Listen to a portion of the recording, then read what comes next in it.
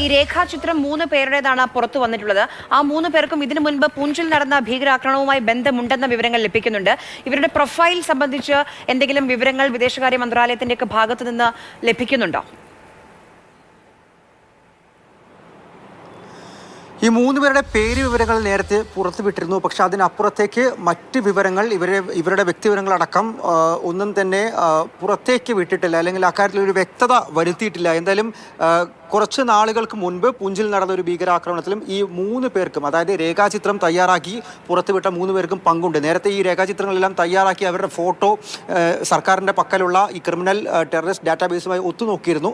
അതിലൂടെയാണ് ഇവരുടെ പേര് വിവരങ്ങൾ നേരത്തെ പുറത്തുവിട്ടത്. എന്തായാലും ഇവർക്ക് തന്നെയാണ് ഈ പൂഞ്ച് ഭീകരാക്രമണവുമായിട്ടും നേരത്തെ പങ്കുണ്ട്. അവരുടെ 3 പേരുടെയും പേര് അവർ അറിയപ്പെടുന്നത് മൂസ, യൂനസ്, ആസിഫ് എന്നീ 3 പേരുകളിലാണ് എന്തായാലും ഇവർ അറിയപ്പെടുന്നത് എന്നുള്ള കാര്യം കൂടി ഇപ്പോൾ കേന്ദ്ര വൃത്തങ്ങൾ അറിയിക്കുന്നുണ്ട്. ആസിഫ് ഫൗജി, സുലൈമാൻ ഷാ, അബു തൽഹ എന്നുള്ളതാണ് ഈ 3 പേരുടെയും പേര്.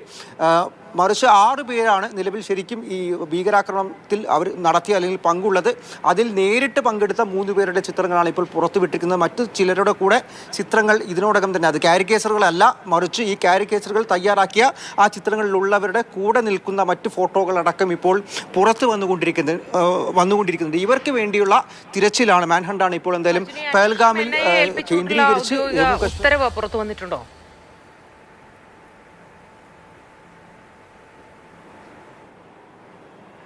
ചോദ്യം ഒന്നുകൂടെ ആവർത്തിക്കാമോ? കേട്ടില്ല. അന്വേഷണം NIA ഏൽപ്പിച്ചുകൊണ്ടുള്ള ഔദ്യോഗിക ഉത്തരവ് പുറത്ത് ഇറക്കിയിട്ടുണ്ടോ കേന്ദ്ര സർക്കാർ? അന്വേഷണം കഴിഞ്ഞ ദിവസം തന്നെ അന്വേഷണം NIA ഏറ്റെടുക്കുകയാണ് എന്നുള്ള കാര്യം അറിയിച്ചിരുന്നു. എന്തായാലും ഇന്ന് രാവിലെയാണ് NIA ഈ പേൽഗാമിൽ ആക്രമണം നടന്ന ബൈസറൻ താഴ്വരയിൽ എത്തിയിരിക്കുന്നത്. അവർ പ്രാഥമിക ഘട്ടത്തിൽ ജമ്മു കാശ്മീർ പോലീസിൻ്റെ അന്വേഷണത്തിൽ ആയിരിക്കും ചെയ്യുക, പ്രധാനമായിട്ടും ഈ പ്രാഥമിക ഘട്ടത്തിൽ.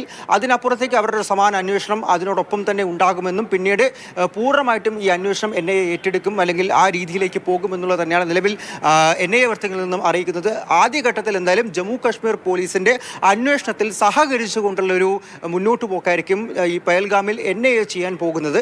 ഇപ്പോൾ ബൈസറൻ താഴ്വരയിൽ ഈ സംഘമുണ്ട്. അവർ കൂടുതൽ തെളിവുകൾ ശേഖരിച്ചു കൊണ്ടിരിക്കുകയാണ്, കൂടുതൽ കാര്യങ്ങൾ പരിശോധിക്കുകയാണ്. ഒപ്പം ഈ ആക്രമണത്തിൽ പരിക്കേറ്റവരെയും അതുപോലെ തന്നെ ദൃക്സാക്ഷികളെയും നേരിട്ട് കണ്ട് അവരുടെ പക്കൽ നിന്നടക്കം മൊഴി എടുക്കുന്നുണ്ട് എന്നുള്ളതാണ് നിലവിൽ NIA വൃത്തങ്ങൾ സൂചിപ്പിക്കുന്നത്.